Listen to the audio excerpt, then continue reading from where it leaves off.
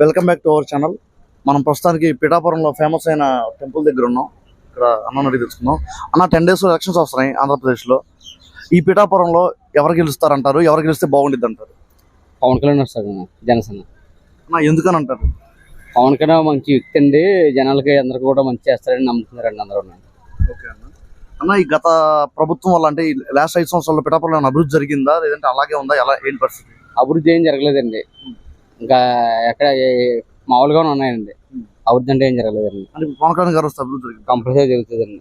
ఇప్పుడు ఆల్రెడీ ఈ 4 రోజుల నుంచి వచ్చారండి, చాలా మటుకి అందరు కూడా బాగున్నాయండి, అన్ని విధాలుగా పరిశ్రమలు అన్ని బాగున్నాయండి. అన్న ఇప్పుడు పవన్ కళ్యాణ్ గెలిస్తే ఈ పిఠాపురాన్ని ఇండియా లెవెల్లో ఫేమస్ చేస్తాం, అభివృద్ధి చేస్తాం అన్నారు. చేస్తారండి, కంపల్సరీ చేస్తారండి ఆయన. ఓకే అన్న. సీఎం ఎవరు అయ్యే ఛాన్స్ ఉంది అంటారు? టీడీపీ వస్తుందండి. TDP sir. ఓకే అన్న, థ్యాంక్ యూ సో మచ్ అన్న. అబ్బాయి 10 రోజులు ఎలక్షన్స్ రాబోతున్నాయి ఆంధ్రప్రదేశ్లో. ఏ పార్టీ వస్తే బాగుండిద్ది అంటారు? పిఠాపురం పరిస్థితి ఏంది? ఎక్కడ ఎవరు గెలుస్తారంటారు? సో పెద్దవారిగా మీ సలహా ఏంది? ఇక్కడ జనసేన నెగ్గుతుంది, కంపల్సరీ జనసేన నెగ్గుతుంది. 1,00,000 కాదు కానీ ఒక 56,000 మెజార్టీతో జనసేన. ఎంతమంది ఇతర నియోజకవర్గం వచ్చి చేసినా కూడా జనసేన నెగ్గుతుంది. పవన్ కళ్యాణ్ గారు నెగ్గిన తర్వాత ఈ పిఠాపురాన్ని ఇండియా లెవెల్లో అభివృద్ధి, ఇండియా మొత్తం గుర్తించేటట్టు చేస్తామని జనాలు అంటున్నారు అందరూ. దాని మీద మీ ఒపీనియన్ ఏంటి? అది కరెక్టే, చేస్తాడు ఆయన నెగ్గితే గ్యారంటీగా చేస్తాడు. ఆయన వాగ్దానం చేసిన అన్ని కూడా కంపల్సరీ చేస్తాడు.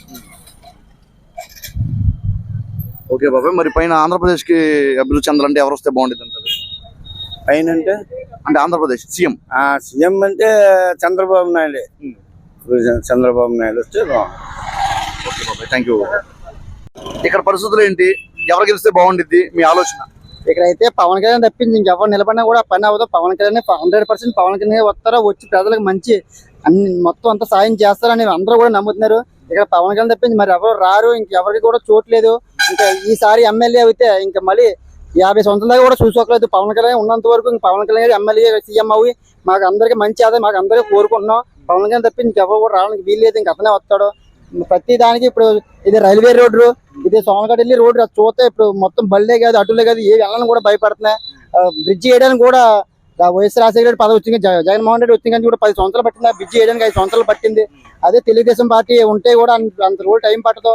మెయిన్ రోడ్డు ఇది రైల్వే రోడ్డు, కానీ రోడ్లు చూడండి ఎంత అన్యాయంగా ఉన్నాయో, ఎంత ఘోరంగా ఉన్నాయో. ఈ జగన్మోహన్ రెడ్డి పాలన ఎవరికి కూడా నచ్చలేదు.